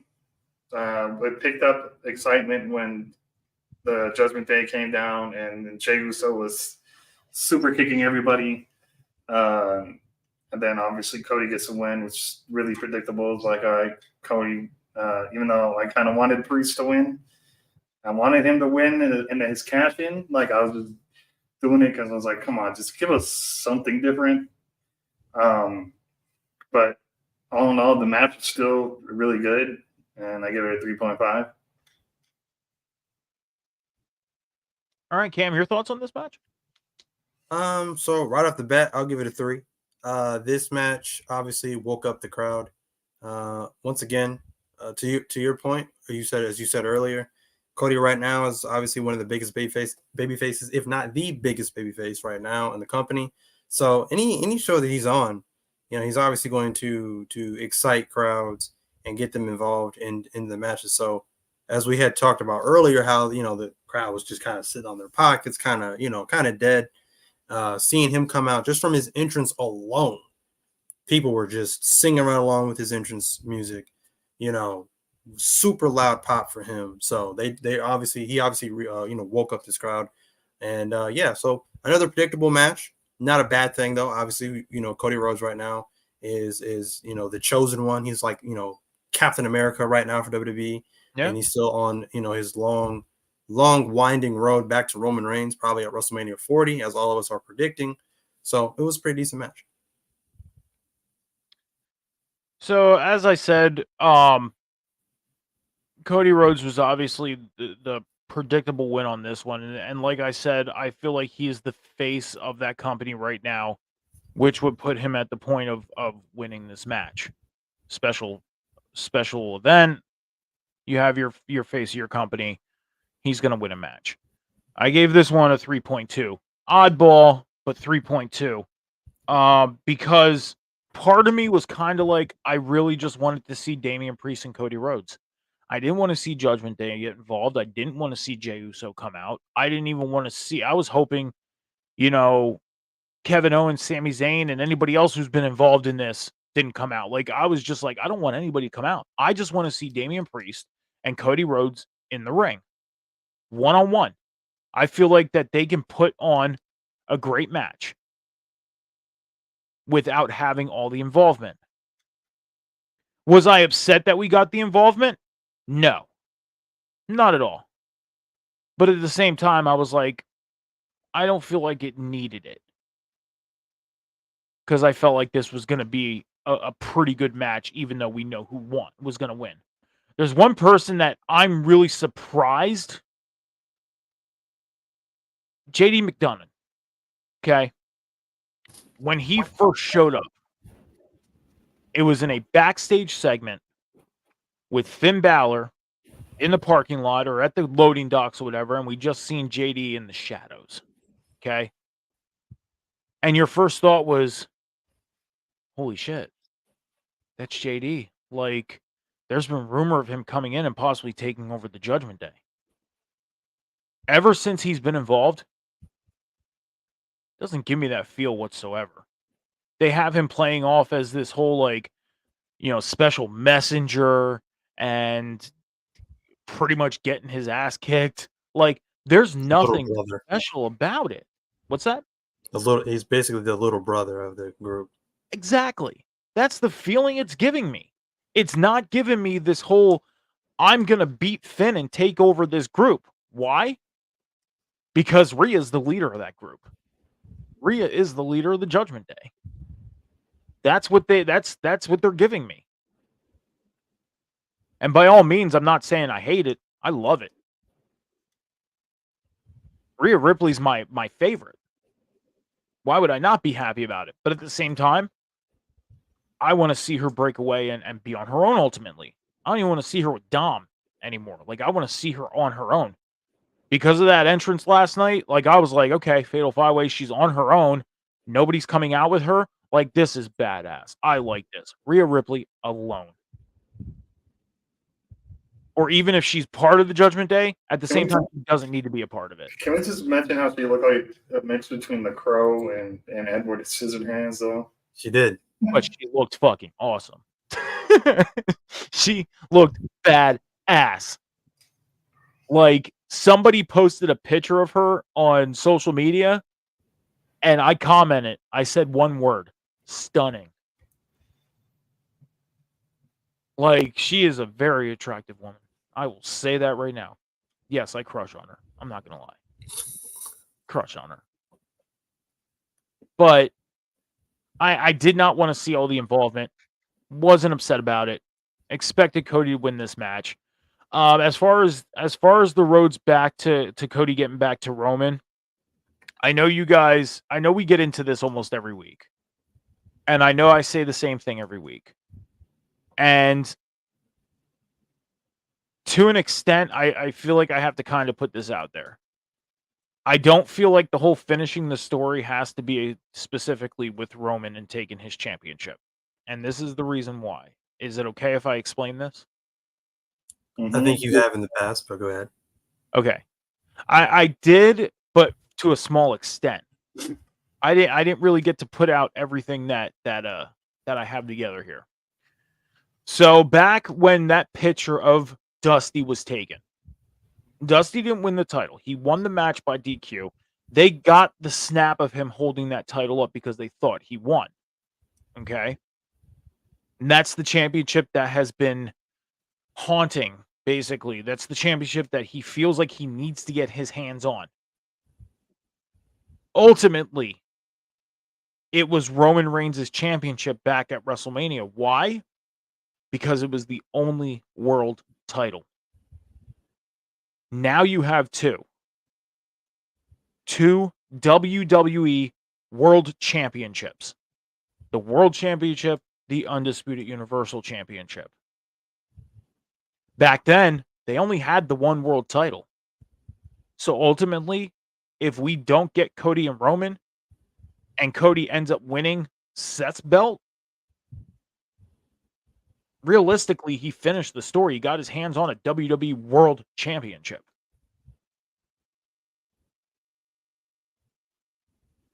Because they have two world titles now. And that's the ultimate goal. It's not so much Roman's championship, it's just the world title. Because I feel like I feel like Cody is so far away from Roman that I'm starting to believe we're not getting Roman and Cody. I think we are getting. Ultimately, you guys are going to laugh at me on this one, and it's okay. You can laugh at me for this one, but I ultimately think we are getting Roman and Jay again. Yes. I think we're getting Roman and Jay. If not Roman and Jay, we're getting Roman and Jimmy. That's what I think. But I think they'll headline night one. Because Cody winning a world title, him and Seth, will headline night two. Because the ultimate is Cody getting his world title. That's what they have me believing right now. They have me not believing, but thinking that. Cody and Rollins, Roman and Jay or Jimmy, LA Knight and Logan Paul for the US title. That's what they have me thinking right now. I hope I'm wrong. I hope my thoughts are wrong. I hope we get Roman and Cody again, and Cody goes after Roman's belt, and Cody's the one to beat Roman. But that's what they have me feeling. And I don't feel like Roman's dropping the belt at Mania. I think he's going to have that belt for at least another year. At least. Because I think they want him to serve. The thing is you look at the record books and you go back, the records are dated back to the 60s and 70s and 80s. I think they want to get a modern year in the record books. And Roman is the closest to getting that done. 1,162 days as we speak right now as champion. And I took this note before we get into the main event. Roman Reigns, champion, 1,160 days as champion as of yesterday, 1,161 as of today. Hulk Hogan, he's close to Hulk Hogan's reign. And I have the statistic here. And give me a second, I'm going to pull it up because I have it digitally and not written down like I should have. But I'm sorry, give me 1 second. I got to get this statistic. I had it here. But as I'm looking for it, we'll get into the Roman Reigns and LA Knight match. Now, Sean, number one, your thoughts on this match. It was obvious Roman was going to win, but did LA Knight at any time have you believing he was going to win?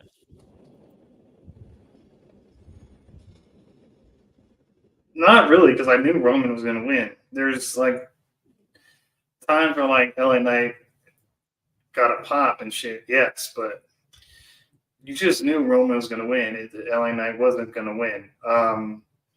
But as for my grade, it was a great match. I'm going to give it a 4 because LA Knight not only took on Roman and multiple spears and Superman punches, he also took on Jimmy multiple times. Jimmy interfered, and he still put up a fight.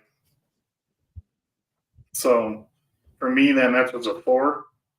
LA Knight really made himself look like a main eventer in that match.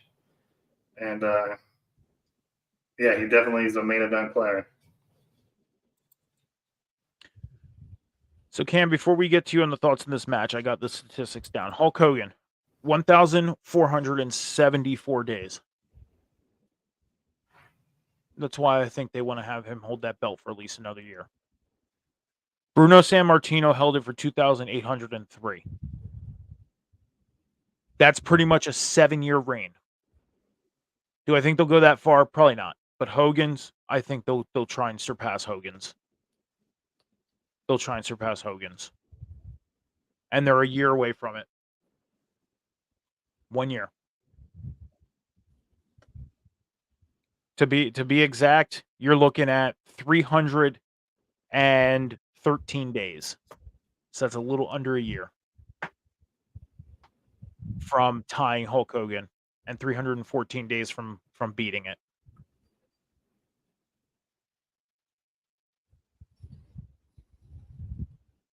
So just looking at these stats just got me thinking.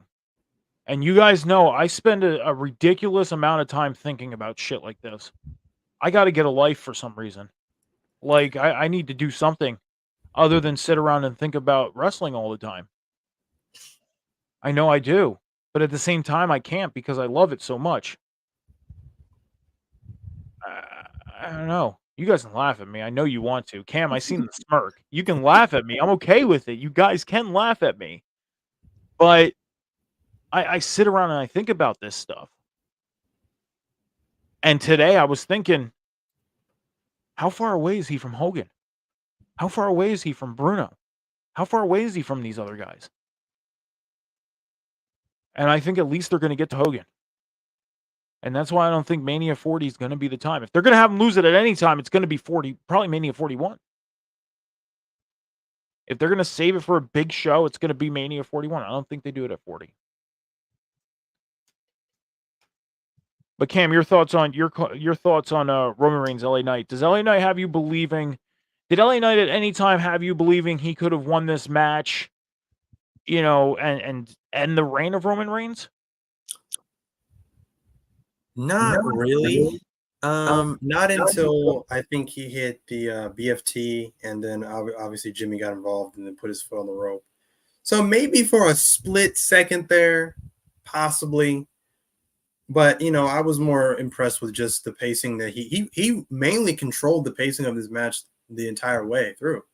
And I was really, really impressed with that because, as we know, since Roman became the head of the table, the tribal chief, he started working a much slower, much more methodical pace, much more villainous pacing to his matches. He's no longer the big dog, and he's flying all over the place and doing the suicide dives and all this like that. He worked a much slower pace, and and I have to praise him for that because in this day and age, especially with the younger generation of wrestling fans in the age of TikTok and all this like that, we want everything fast. That's information, 30-second, 10-second, 5-second.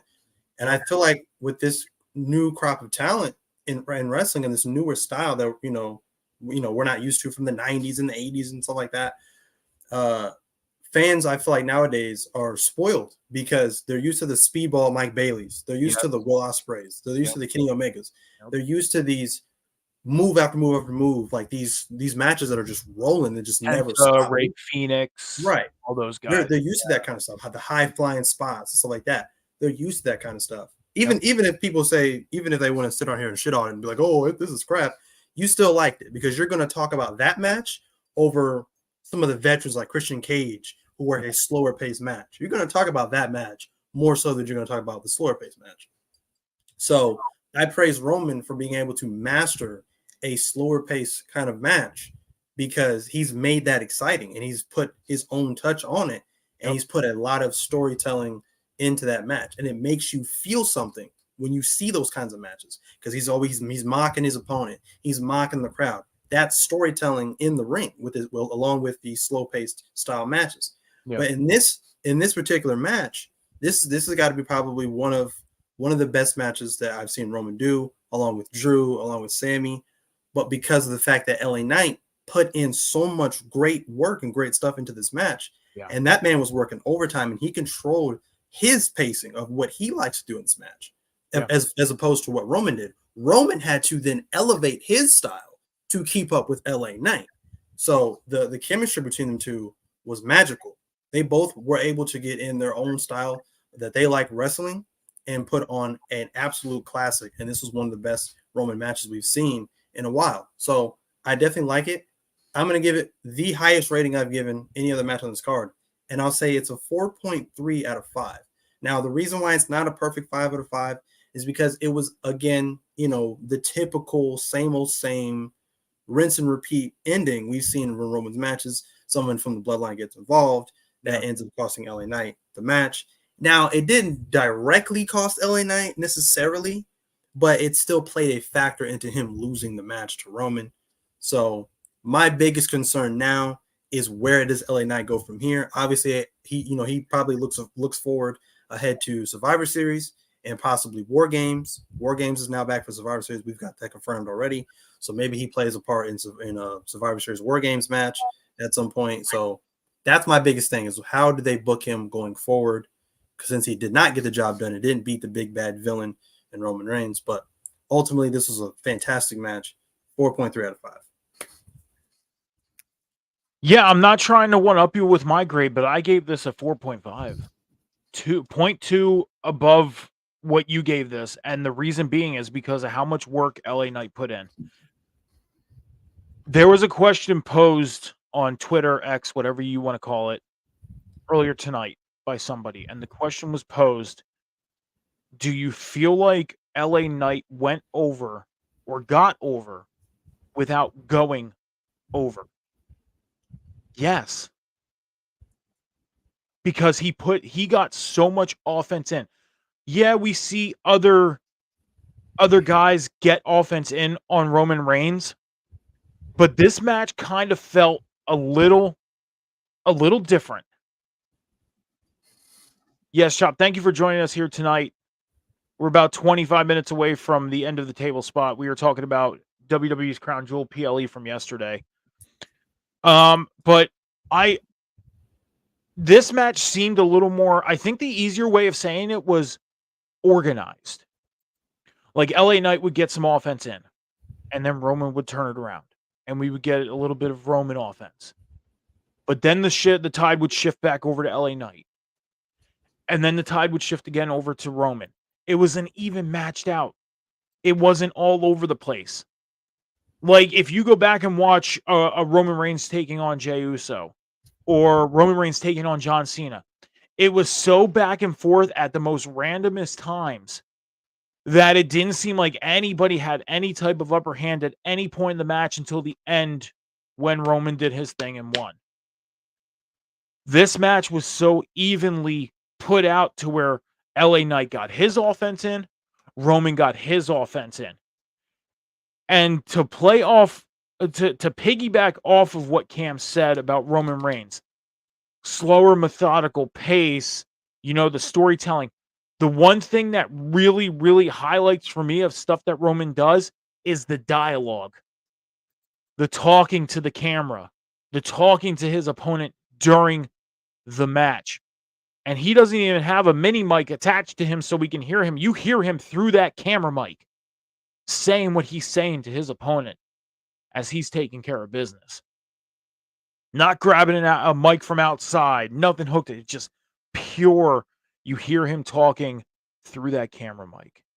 And it's that, Jake the Snake Robert-esque talking like, you think you're going to come in here?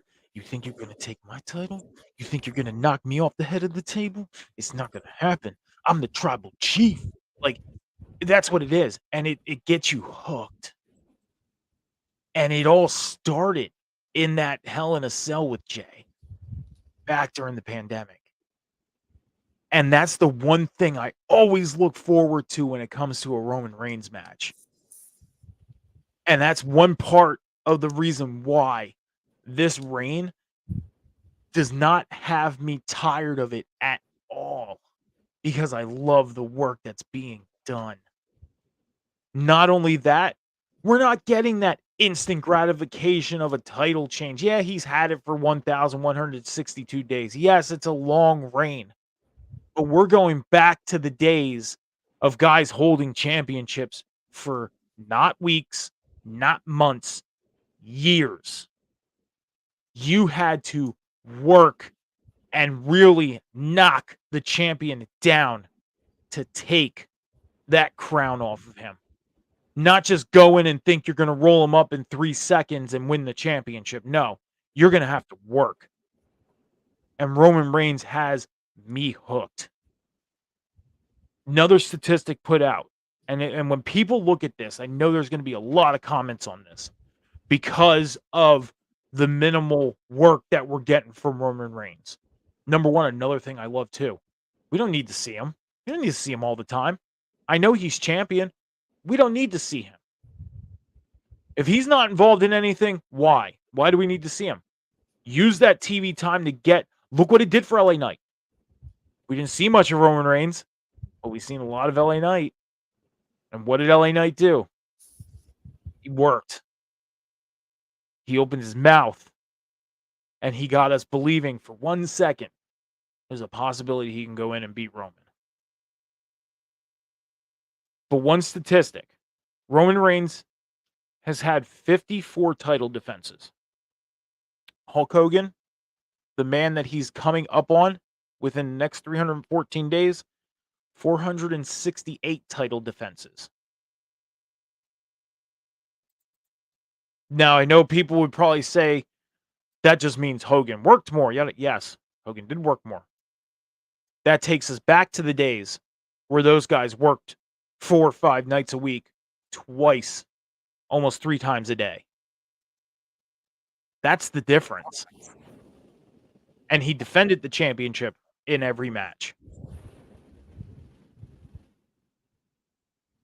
So that's why I always say patience is a virtue. The world is not moving as fast as we think. We don't need instant gratification for everything in this world. And this situation right now, we don't need it. Keep that belt on Roman for the next 313. Hell, fucking keep it on for the next 672. I don't care. I'm loving it. I'm loving every moment of it. And I'll say this, every time that man comes out and that music hits, I stand up. I put my one up. I acknowledge him. Bottom line. I do. Absolutely. Well said. Well said. Roman Reigns has won me over. I was not a fan of his before the pandemic. I was not, and it wasn't the whole cliche-ish, typical, oh, he's being shoved down our throats, yada, yada, yada. No, I just wasn't a fan. He wasn't getting me. He was a heel without being a heel. He was playing as a baby. Now he's actually what he was supposed to be from the start. Absolutely. And I love it. LA Knight got over without going over. LA Knight. We got about 15, 20 minutes left in the podcast. I think we should do our second final segment of the night. Well, to finish off, before we get there, LA Knight got over without going over. He's a big-time player. He's in championship realm, whether it's a world title, whether it's a U.S. title, whether it's an intercontinental title. He is in that realm. And even if he's the one, hey, if it's not Jimmy or Jay, I could see LA Knight winning the Rumble. Maybe he takes on Roman at Mania. Ultimately, does he win? No. But could he be the one to go to Mania and main event with Roman on night one? Yes. Yeah. Why not? Why not? But 4.5 on this match. And much love to Roman Reigns. So, yes, switching gears. We have about 20 minutes. Just real quick, when it came to the statistics and records and everything of all of our predictions and everything like that, myself, Sean, Cam, Will, Al, we all went 5-2. Jackson, Sammy, with their predictions, went 6-1. And with our challenge, real quick, for the table spot challenge, Cam, you sit at 30-24. Wait a minute. 6-1. Because I know it was 7 matches.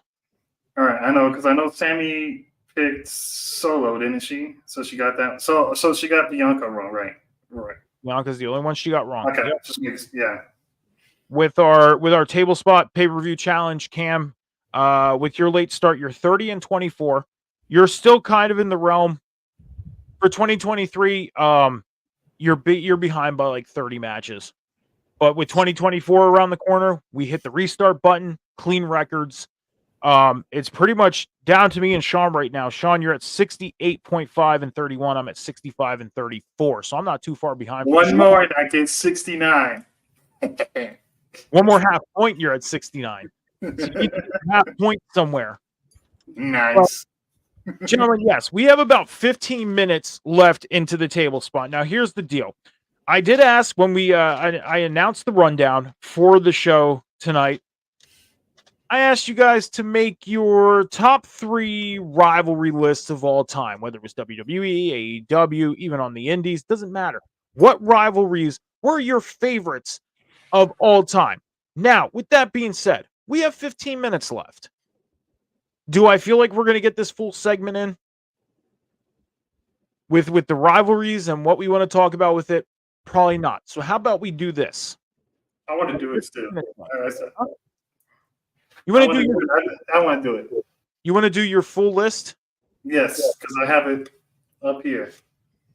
Okay. Well, then how about this? How about this? Let's do this. You tell your list, okay? Because I have mine written down. Cam, do you have yours written down? Yes, I do. Okay. So with yours being upstairs, how about we do your list tonight? Let's discuss your list. And if we run out of time, me and Cam can save our lists. And maybe we'll do this next week. We'll do a segment where me and Cam can get our lists in next week. But let's discuss your list. So your top 3 rivalries, explain why they're your top 3 rivalries. If you have like 1 or 2 honorable mentions, that's great because I have 2 honorable mentions, and we'll discuss the rivalries. Let's do that. You cool with that? You guys cool with that? Yep. Sounds good to me. Cool deal, Sean. So go ahead.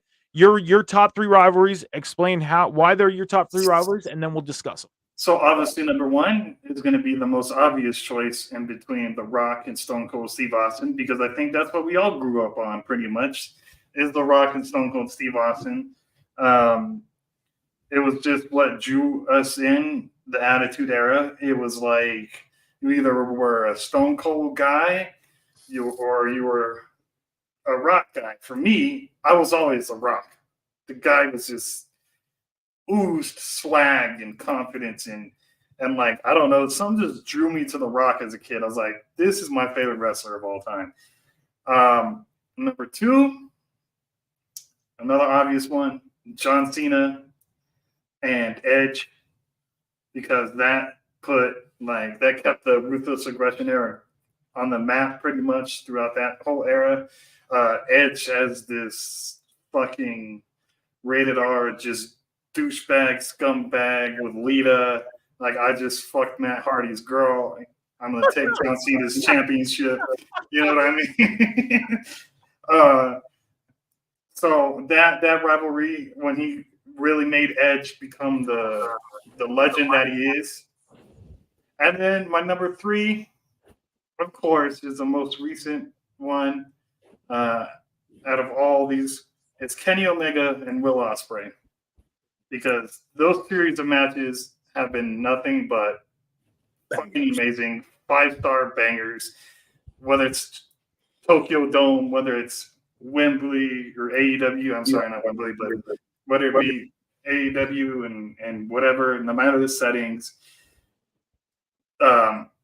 Kenny Omega and Will Ospreay say, fuck it, we're going to steal the show every fucking time. Put on 60-minute, 30-minute, 40-minute classics, and you never get bored during the match. Never. So, Kenny Omega and Will Ospreay, for sure. Do you have any honorable mentions? As a joke, I would say Thunder Rosa and Britt Baker, but no, I really don't. Okay, I mean, honestly, I'm going to say this right now, because I do have a thought on one of yours, but I am going to put that down as a legit honorable mention, because this kind of ties in with what I want to say about one of yours, and it's nothing bad. It's actually really good about this. So, your Kenny Omega and Will Ospreay. The good thing about that rivalry is it's still going. Like, it's not done yet. We did not get an ending to that rivalry. And that's what I mean by Thunder Rosa and Britt Baker. We never got an end, which means it's not done yet. So that rivalry's still going. But reality, it's a rivalry. And it's a continuing rivalry. So you have 2 past and 2 presents, which honestly, your list, love your list. One of yours is the same as mine. I have one of yours same on my list as well. Cam, are any of his The Rock and Stone Cold, John Cena and Edge, Kenny Omega, Will Ospreay, and then his honorable mention, Thunder Rosa and Britt Baker. Are any of these rivalries on your list as well? So I have I think, hold on, let me check. Yeah, so he's got one of mine on we have one of the same ones in common. And then the Rock and Austin one that he said, I actually put that in my honorable mentions. The only reason why I put it in my honorable mentions was simply because of the fact that I figured most people are going to say Rock, Austin are one of their top 3, top 5 favorite feuds of all time. But yeah, I definitely like that as well.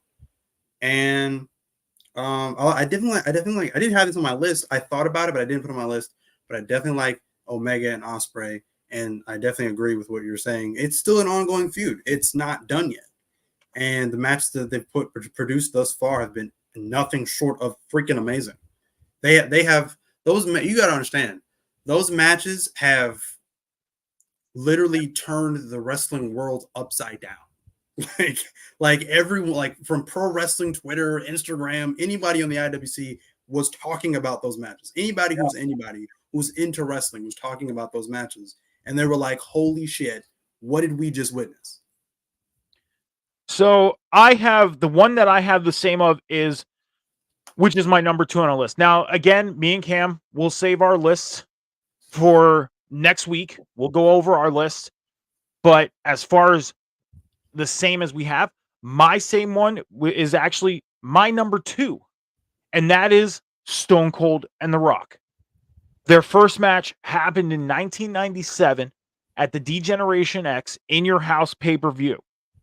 They faced each other 3 times at WrestleMania. WrestleMania 15 for the WWF, now WWE Championship. Same thing at WrestleMania 17, and then Stone Cold's retirement match and his losing effort at WrestleMania 19. A little bit of statistic for Stone Cold and The Rock. The Stone Cold and The Rock, surprisingly enough, have only been in the ring 24 times. 24 times. That's and here's the thing with this. And these are the matches, okay? 2 Royal Rumbles, and yes, I'm counting these as matches because they're in the ring together. They've actually ended, I believe, one of those Royal Rumbles as the final 2. And then the other one was when Vince won and The Rock tried to The Rock cost Austin the Rumble, but The Rock wasn't in that match. That was the night that The Rock beat Mankind for the championship in the I Quit match. 2 Royal Rumbles, 16 multi-man matches, tag team matches, fatal 4-ways, triple threats, 5-on-5s. They've only been in 6 singles matches against each other. Wow. And most of them, championship matches. I think the only one that wasn't a championship match was WrestleMania 19. All the other ones, 5 of them, or one of them, one of the 6 was the WrestleMania 19 non-title. Another one was for the Intercontinental Championship, and then the other 4 were for the WWF Championship, now WWE. That's exactly how I feel you should be. Like, it should be that many times together in the ring as singles, like, instead of giving the whole feud multiple times on a Raw or SmackDown now, like they do, and then pay-per-view matches, so it doesn't even feel special. You know what I mean? Because you see them on Raw and SmackDown feuding with each other still, but then you get at a pay-per-view, whether it be the last match of the feud or still going, it's not even, okay, it's just what we see on Raw and SmackDown. It should go back to that style where it's like Rock and Austin, where it's like, it feels like a headlining thing, you know what I mean? Mid-card, whatever, but yeah. And Sean, I'm the same as you. Everybody in my area that was a wrestling fan that I talked wrestling with at that time as a kid, they were all Stone Cold. I was The Rock. Yeah. I was The Rock. Cam, who were you? Were you Stone Cold or The Rock? First, before I say that, Okay. correction on the list.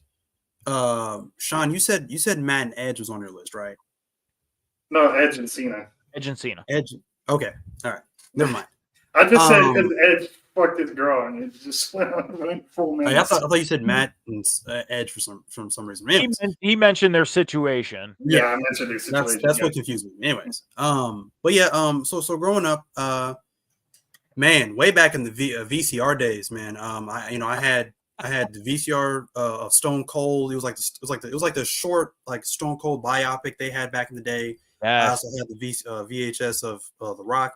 I liked both, honestly, but I always kind of favored The Rock more. Man, I remember being like in the freaking living room, knee high to a grasshopper, hitting the people's elbow and people raising people's eyebrow. Like, I love The Rock. That was like my idol growing up. I think as I got a little older, I started liking Stone Cold more. But yeah, I was always a Rock guy growing up. So back in 1999, 2000, somewhere around there. So AFA used to run the local promotion around here, WXW. And one of the wrestlers had passed away, and they did a tribute show. And some of the guys from the roster came in to do the show. Like, we had Scotty Tuhati, Rikishi, like some of the guys came in and did the show. And when at this time, Alpha was in the hospital, and my mom worked in the hospital, and she took care of him. And she mentioned, like, oh, my son's a fan of wrestling, like, loves wrestling, huge fan of The Rock. and she got to meet some of the wrestlers coming in to visit him. He Nice. ended up giving her tickets for the tribute show.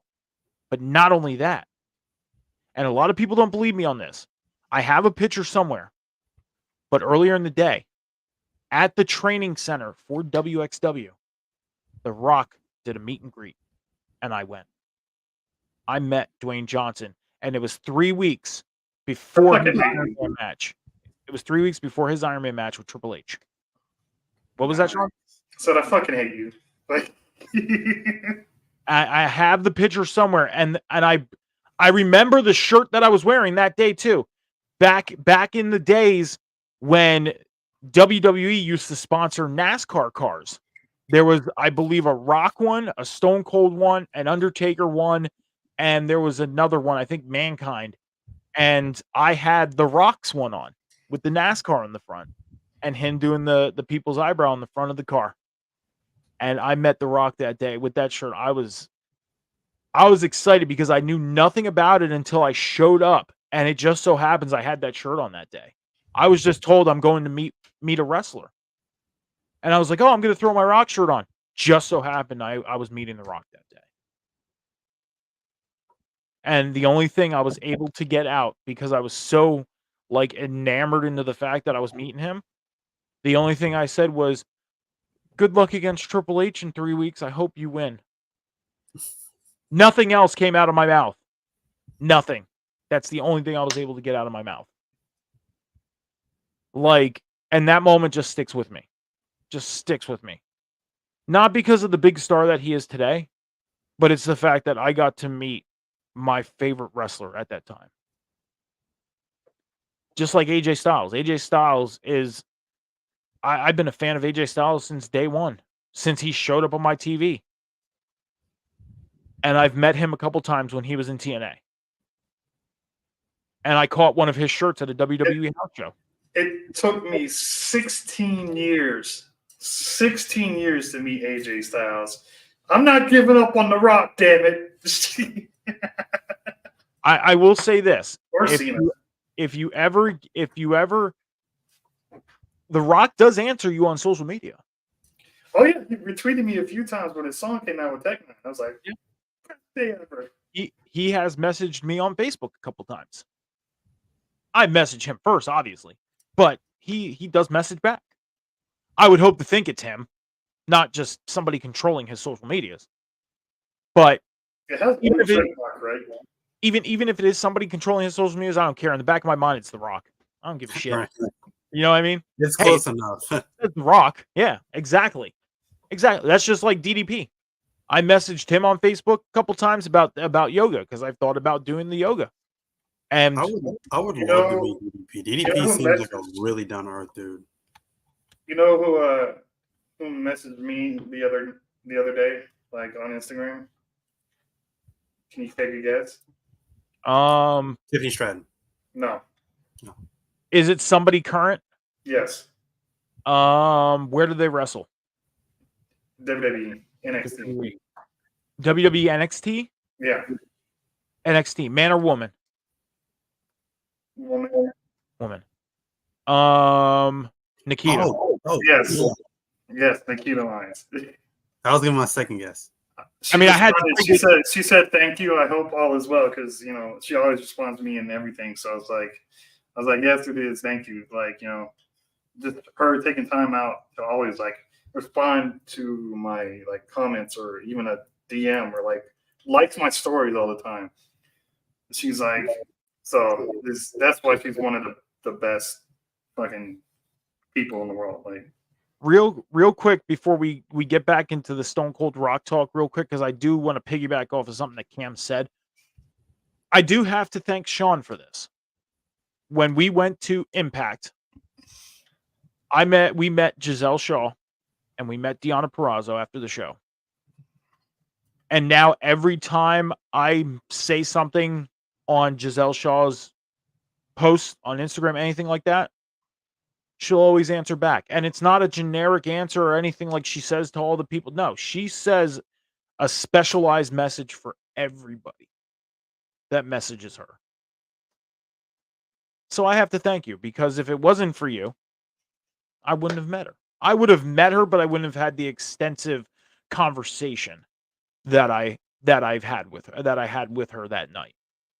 So I appreciate it. I thank you, sir, because it's super cool to be able to interact. Yeah.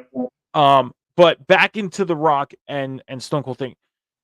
Cam, just like you, the VCR days, you had those biographies, or you had those documentaries of the Rock and Stone Cold tapes. I watched the Rock one pretty much almost every day, if not at least once a week. I loved both of them, but I liked the Rock one the most. Why? Because he took you on that journey of Miami. Like, he went to go get his hair done. He went to places that he ate. Like, he kind of gave you like that day in the life of the Rock before he went to work. Yeah. And that was the cool thing about him. And that was the one thing that I think hooked me more to being a fan of the Rock. I was a fan of Stone Cold, but when it came down to those two, it was always the Rock. It was always the Rock. And to this day, if those two were to get into the ring today, it would be the Rock. Bottom line. But that was my number 2 on my list. It was honorable mention on Cam's list. It was on Sean's list as a number 1. I believe it was your number 1 because that was the first one that you put out. Yeah. So, but gentlemen, we are at the 2-hour mark of the table spot. We are at the end of the show. We will save the rest of Cam's list and my list for next week.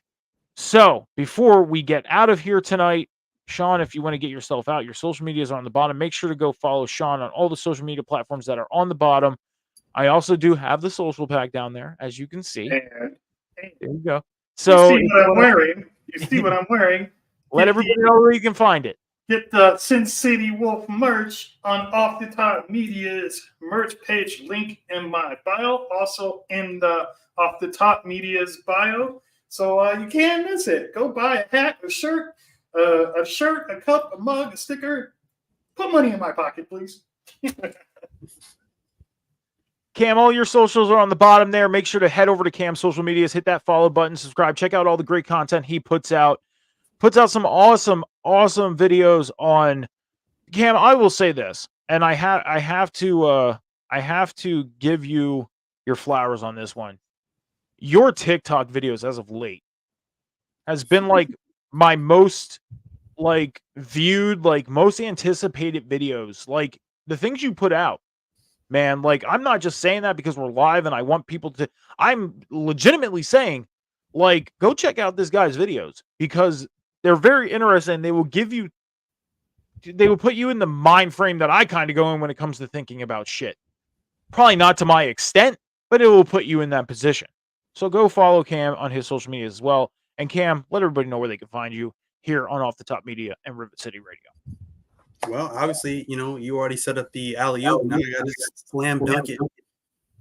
You got to go check out my TikTok at Cam's Wrestling Corner right down there, as you can see. But you can find me right here every single Sunday night with the table spot with these two gentlemen you see above me.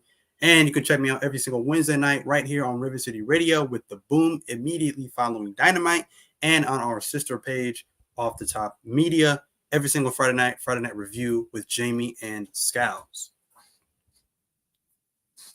All righty. My social medias are on the bottom. Head over to Instagram, TikTok, Snapchat, X. I get a lot of people adding me on Instagram. Well, not a lot of people, but I get people adding me on Instagram, people adding me on X, people adding me on TikTok. Don't be afraid to hit me on Snapchat because I put stuff up on there too. I put stuff on my Snapchat at least once a day. There's always something up there. So don't be afraid. Go buy his premium Snap. Buy my premium Snap. That's right. You in some videos the shirt's on, some videos the shirt's off. That's what you get. But don't be afraid to hit me up on the Snapchat. But if you want to find me here on Rivet City Radio, Off the Top Media, you can catch me every Wednesday night on Cam G's The Boom, following AEW Dynamite, 10:15 p.m. Eastern Standard Time, with the host of the show right underneath us here, Cam G. You can catch me every Saturday night on Prince's Movie Madness at 8 p.m. Eastern Standard Time. He does have a new show starting, which will be starting at, I I'm trying to think here from 8 to 9, 9 to 10. So at 10 p.m., there will be a new show starting. Prince will be making his return. We're just getting everything together and getting ready for his return for not only Prince's Movie Madness, but the new show that will be starting as well.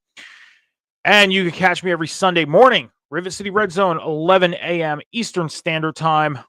And then later on at night with these two gentlemen right here on the table spot. And real quick, make sure to check out Paying Dues on Monday.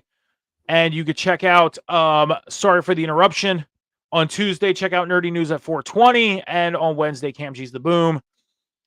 And make sure to head over to patreon.com/Rivet City Radio for all the great content going on there. Make sure to hit up all the socials for Rivet City Radio and Off the Top Media. Turn on the notifications, hit the follow button, check out all the great content going on. Until then, gentlemen, do you have any final words for the great people viewing us here tonight on the table spot? No, just thank you guys for coming out once again, showing love and support. And as I always say on the Boom, much love, peace, love, and prosperity. We will see you guys next Sunday right here on the table spot. That's right. And be kind to each other. Be patient with each other. The world is not moving as fast as you think. So slow down. Slow down. Take care of each other. Love y'all. See you next week. Peace.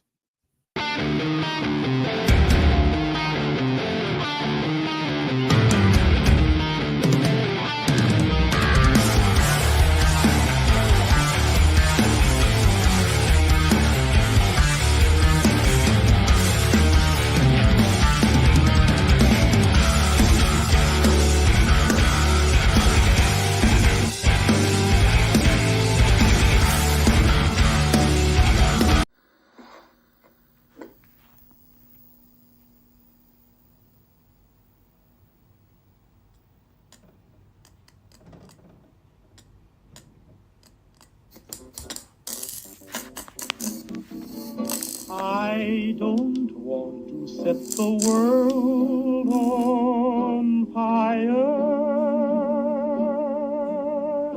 I just want to start a flame in your heart.